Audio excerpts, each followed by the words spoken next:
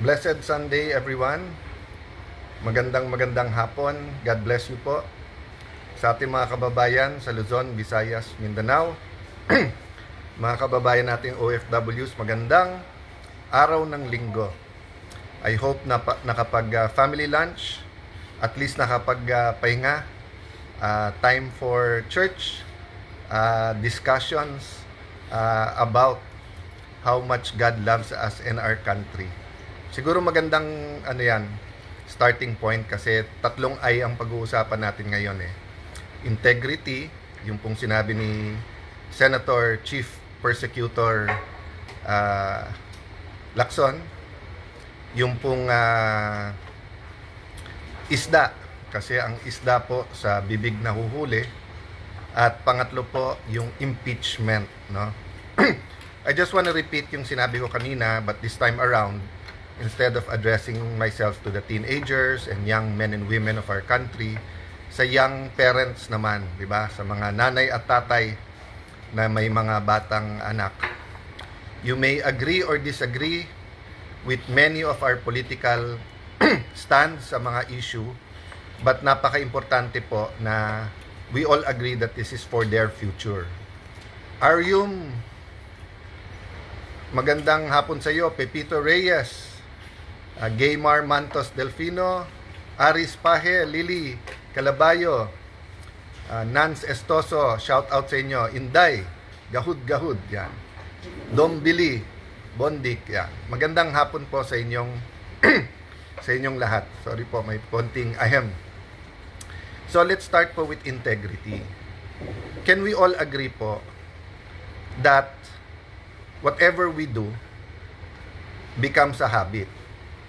Then when it becomes a habit, it becomes part of our value system, then it becomes our character, then it becomes our identity. Diba? So for example, every single thing Juan de la Cruz does, may ninanakaw o may pinipitik or may dinadaya. Cheating, stealing, and lying. So for example, pag breakfast, hindi po nakatingin yung tao sa kalenderya, kumuha ng extra rice o kumuha ng isang pritong itlog pa, hindi binayaran. Pagdating sa opisina, late, 10 o'clock, pero nilagay doon sa time card 8 o'clock o 9 o'clock. Pagkatapos, hindi pa umuwi kagad sa asawa, dumaan muna sa club, nag-inom-inom, nag-mouthwash pagkatapos, nung tinanong ng asawa saan galing, sa opisina. Yung pala ang pangalan ng bar ay opisina. So yung cheating, stealing, and lying, nagiging habit, nagiging character, alam ng mga barkada niya. So nagiging identity niya yon. So ganun din sa isang bansa. Ang gusto po nating identity is yung Pearl of the Orient. Kasi nga po, maganda, natural, precious yung pearl. Of course, para sa mga kapwa Kristiyano, karangalan natin sabihin the only Christian country in Southeast Asia. Excuse me. Pero ganun din po sa kabaliktaran, di ba? Kung sasabihin natin we're a Christian nation, or sa mga kapatid natin Muslim, nasasabihin Muslim Pilipino, and then panay skandalo na daan bilyong piso, nagiging part ng identity. Kaya maraming OFW na pumapalag pagka ganyang kalalaki yung pagnanakaw kasi nababalita sa ibang bansa, naaalas ka or na how do I put it, diba? Yung parang nababansagan tayong mga Pilipino. So believe me, Senator Panfilo Lacson, I understand when you say you're hurting because of your integrity. But hindi po ako nag-umpisa nito. Issue lang po yung Senator Marcoleta. Hindi nga po ako active sa hearing na yan. Nakatutok ako bilang minority leader sa ibang mga bagay. Si Senator Marcoleta, whether when we were in the majority at si Senator Chis Escudero ang Senate President, and when we were in the minority, si Senator Dante Marcoleta po nakatutok dyan. Mga debate, bend the law, restitution, meron bang mastermind o hindi. Debate lang yan pinersonal mo.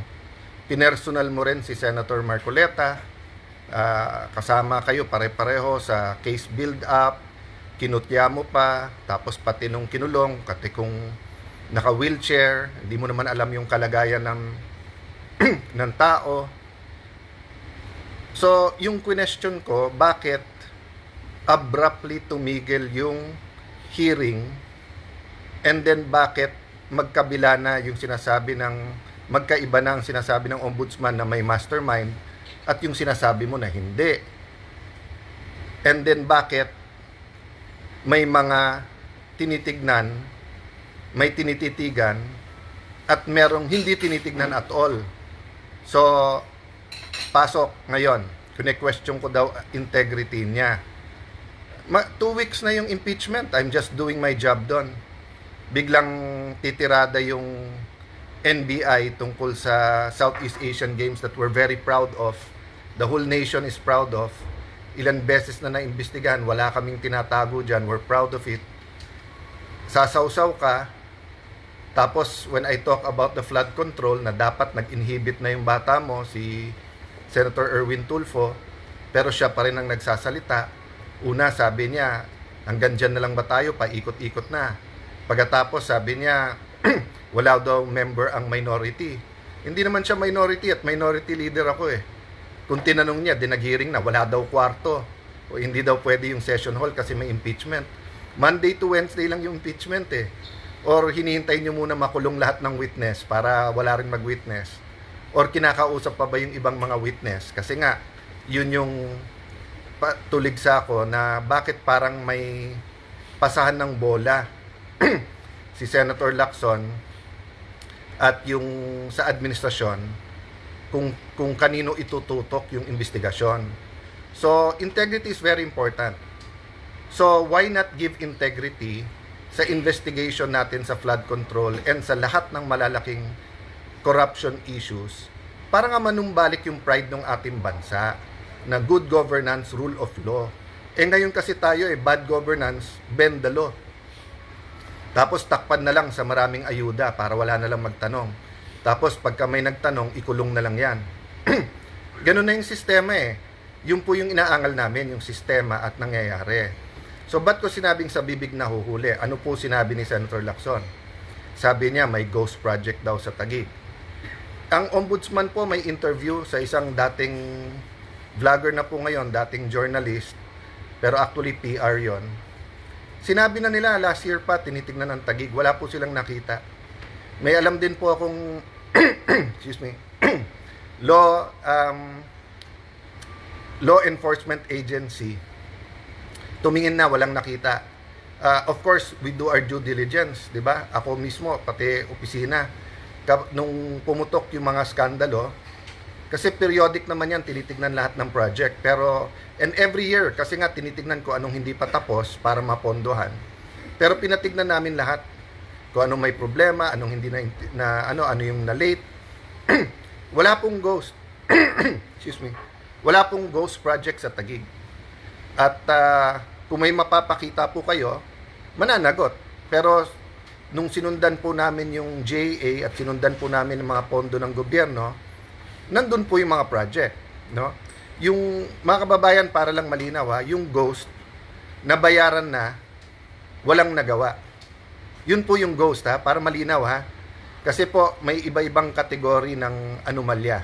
Pero dun lang tayo sa ghost. Kaya suggestion ko, on the record yan sa DPWH kay Secretary Vince Dizon. Utusan lahat ng district engineer at kung pwede pati LGU, kunan ng picture. Last year pa to. Para pag wala talaga, ghost yun. 1 year na Sabi nga ni Manong Chavit Singson, di ba, nasa Ilocos daw meron. Pero ang tinitignan, ang sinabi kay Senator Lacson sa Ilocos, ang tinitignan ni Senator Lacson, Taguig. So makikita nyo po sa bibig na huhuli. At saka, hindi po, hindi po biglang nag-fall in his lap. 20 years na po kasi kami niyan na nagla-lunch together, halos may grupo kami. Nandun din sila former Secretary Llamas, mga dati naming kakampi sa politika. And nagkakakwentuhan kami ni Senping niyan, at saka pag sinasabi niya para anomalya, nagkwekwento din ako na heartbreaking pag may tinatanggal ka, pag may tinatalikuran ka, lalo kung napakalapit sa iyo. Pero kung masama ang ginawa o masama ang hangarin, kailangan ilayo, pati sa politika. And syempre sa amin, hindi lang yung legal, pati yung moral. So kilala niya yung mga yan.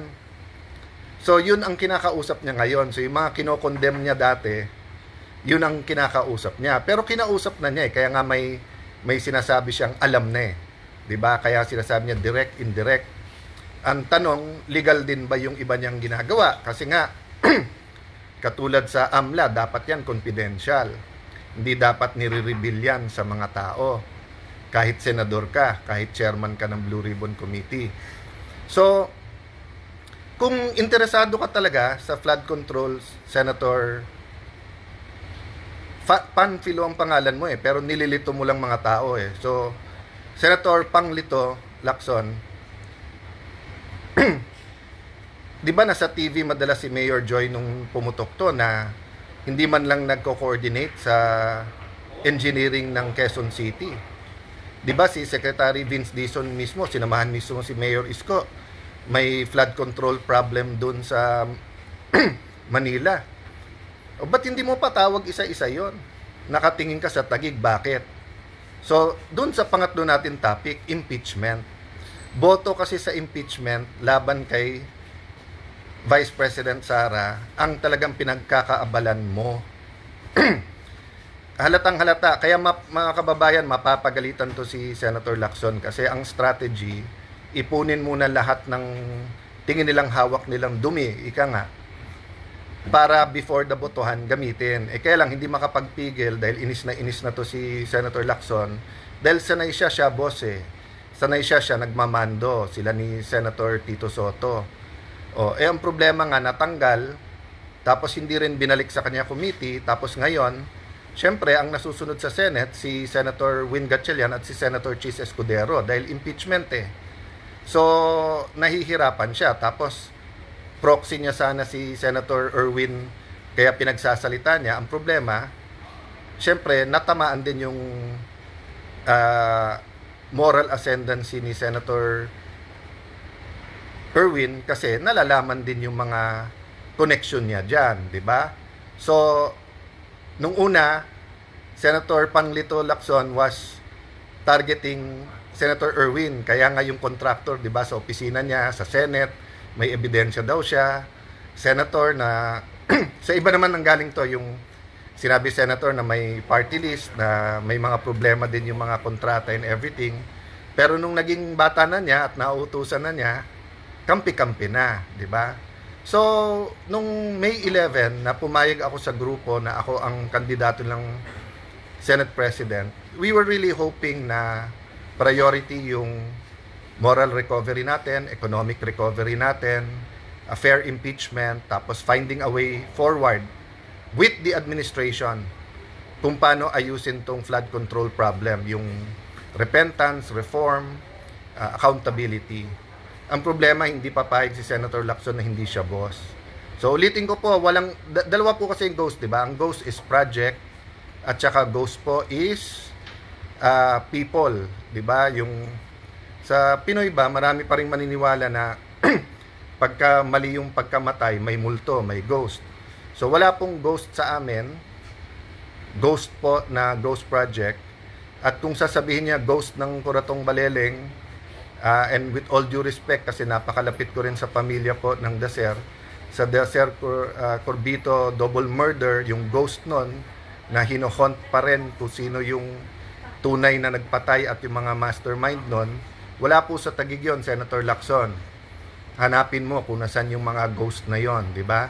Ang hilig mo kasi mag-smuggle ng mga issues na wala namang kilalaman sa pinag-uusapan Pinag-uusapan impeachment. Biglang may investigasyon ng NBI, sasawsaw ka. Then isma-smuggle mo yung issue ng Taguig. You want to cement kasi all these issues na para ikaw lang ang bida. Hindi naman po ako nakikibida 'Di ba si Senator Marcoleta, alam namin ginawa mo behind the scenes, yung case build up, hindi mo naman trabaho 'yon. Tayo matagal tayong magkasama, kilala ko rin naman yung mga nagbibigay sa iyo pag eleksyon eh. Di mo naman dineclare, 'di ba? So plunder din ba 'yon? Or ang sagot mo pareho kay Senator Marcoleta, ginamit mo naman 'yon.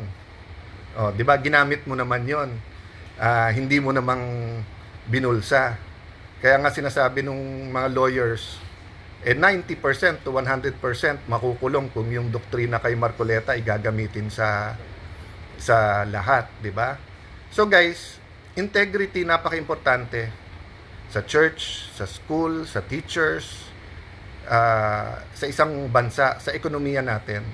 So, seryosohin natin yung impeachment. Kaya kami nililito kasi bukas supina pag-uusapan, Tuesday yung NBI. Yon, tapos yung NBI sinupina yung organizing committee ng Southeast Asian Games sa Friday. So, maging, kanina sabi ko, yung hate the sin, not the sinner. So, wala pa naman ako dun sa hate the sin, love the sinner. Lalo kung kadebate mo, kasi minsan, syempre, tao ka rin. But, kailangan dumating tayo doon, di ba? But the very least, don't hate the sinner. So, may pag-asa ka pa, Senator Lacson, kasi may history ka naman ng paninindigan. Tapos, alam mo naman sinong mastermind, alam mo naman saan napunta yung pera. Ilan na lumapit sa'yo na may ebidensya, kaya lang tinalikuran mo na, kaya hindi ka kinakausap. Pero pagka tinalikuran mo yung amo sa admin at binalik mo, yung integrity is within your hands, hindi sa akin. Pag ang tao may integrity, walang makakasira nun. So kahit pagbintangan mo ako at sabihin mo, tinitira ko integrity mo. So lahat ito, ang daming nagpo-post sa kahit anong site, ang daming nagpo-post about you. So hahanapan mo ng dumi yung bawat Pilipino na tingin na wala kang integrity or na sinanla mo yung integrity dyan sa flood control issue na yan. Tubusin mo, sinanla mo lang naman tubusin mo. So sayang talaga kasi kung si Senator Ping Lacson nung after yung mahiya naman kayo after his speeches, sinundan lang talagang ebidensya tapos walang pakialam sino nang tatamaan, hahabulin. Hindi pati siya nandun sa na pag natanggal si VP Sara, natanggal ang presidente, magiging presidente si VP Sara. Pag si VP Sara pwedeng tumakbo, baka talo silang lahat. So ang naisip ni Senator Lacson, hindi ako mananalo nito, di ba? Tumakbo ng presidente, tumakbo ng vice president. Alam naman natin, kahit anong deny niya, yan ang talagang ambisyon niya. But, again, tignan nyo, sa haba ng ating pag-uusap today, ang issue talaga dito, yung impeachment, yung mga issues na how to make it fair, non-political. Secondly, paano masolve tong flood control, no? When I say flood control, I'm talking about all the corruption issues sa ating bansa. Pero ito kasi pinakamalaki.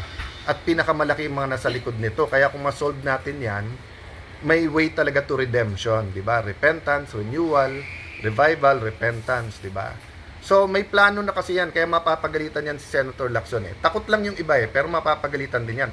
May plano na kasi. Announce ayuda, announce yung ibang kakasuhan, ilang congressman. Medyo hirap pa sila kung yung former speaker ay kakasuhan o hindi. Tapos i-announce sa SONA yan, tapos balik sa impeachment. Sinisira ni Senator Lacson kasi ako ang sinisiraan ng sinisiraan. I'm just doing my job sa impeachment court, just like any one of you, di ba? Yun. Ba't hindi ka maglatag ng plano, Senator Lacson? Why don't you tell the Filipino people, if we want to get to the bottom of the flood control, eto plano. Eto listahan ng mga witnesses na hindi pa tinawag. Eto yung mga LGU. Quezon City, Mandaluyong, Makati, Parañaque, basta lahat sa Metro Manila, tapos lahat ng highly urbanized city. Eto mga probinsya. Hindi ko sinasabing may problema yung mga city na yan. Ang sinasabi ko, ipakita ni Senator Lacson na hindi yung inis lang siya sa isang tao kasi paano naman tayo nangyari kay ate may naiinis na celebrity. I respect that. Hindi nyo type yung pananalita niya, hindi mo type yung kanyang way of expressing herself, pero yung sasabihin, dapat ikulong na to. paano naman tayo dumating doon? Hindi mo lang type yung isang tao, gusto mo nang ikulong. Because nga, kung anong itatanim natin, yan ang aanihin natin. At yan ang style na tinutulak nila Senator Lacson. So, dun sa mga kaibigan nating natitira sa admin, napahamak na kayo ng May 11 hanggang June.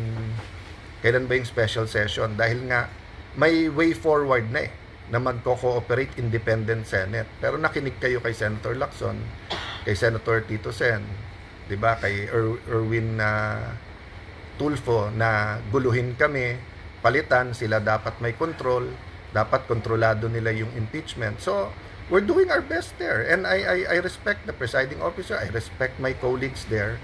So, ba't hindi pwedeng trabaho na lang? So, thank you, Tanes, Ira, Kahes, laban. Wala na po tayong choice, kaya laban po tayo. Why do I say walang choice? Walang mangyayari po sa ating bansa kung kung yes man na lang po tayo lahat, di ba? So, laban po tayo. So, prayers po. Napaka-importante prayers that we discern right versus wrong and have the strength to do what's right. So, God bless you. Happy Sunday po. I hope I don't have to vlog that often and answer the issues because clear naman yung way forward. Clear naman what we can do so that the country can recover at hindi na mahirapan ang ating mga kababayan. God bless you guys. Happy weekend.